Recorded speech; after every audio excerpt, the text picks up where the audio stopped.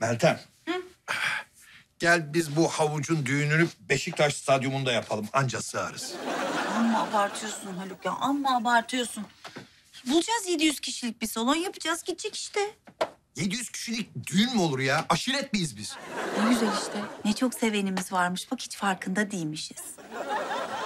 Duygu'nun düğününde hiç böyle olmamıştı. Anlamadım ki yani bizim akrabalar böyle hani mitoz bölünmeyle çoğaldı mı? Nedir yani?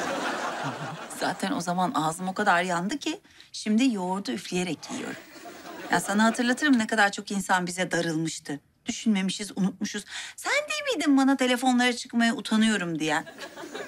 Ha bir de tabii şöyle bir şey var. Yani Berke'nin ailesi bu kadar kalabalık değildi. Sultan Hanımlar, Karadeniz ailesi. Doğru.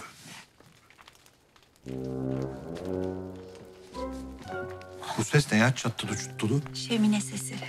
Ne? Şömine sesi. Nereden geliyor? Tabletten.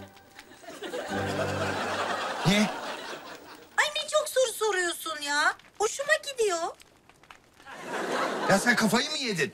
Yani suni sesleri gerçek zannediyorsun. Ay ne yapayım yatak odasında şömine var da ben mi yakmıyorum? Ay böyle şöminenin önünde yatıyormuşumcasına gözlerimi kapatacağım. Onu hayal edeceğim. Böyle huzurla uykuya dalacağım. Tabii sen izin verirsen. İyi geceler.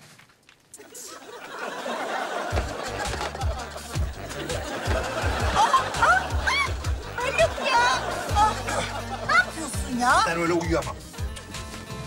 Ben şömine sesinde uyumak istiyorum. Hasbinallah ya. Hasbinallah ya.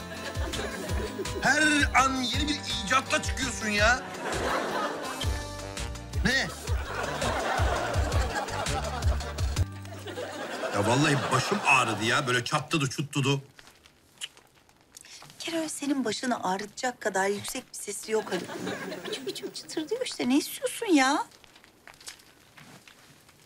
Böyle yangın çıkacakmış gibi hissediyorum. Sanki oradan böyle bir köz sıçrayacak yatağa, alev alacakmışız gibi hissediyorum. Öyle bir his yani. Ne oldu? Ne oldu? Ha? Ne oldu? Hani suni sesler?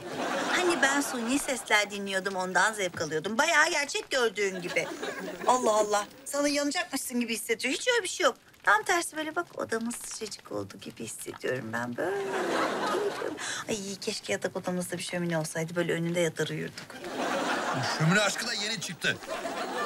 Allah Allah. Yani gerçek şömine biri olsa ne yapacaksın? Önünde mi uyuyacaksın? Kül kedisi misin sen? Ay ben kül kedisi olabilirim ama senin romantik prens olma ihtimalin hiç yok Abidin. Ben taş fırın erkeğiyim kızım. Ne işim olur öyle romantik prensle prensle? Aha. Allah Allah.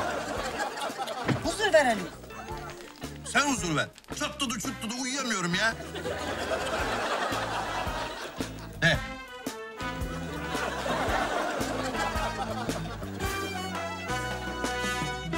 Kanalımıza abone olarak tüm videolardan anında haberdar olabilirsiniz. Aynı gemide yol alır, ayrı dümen tutarız.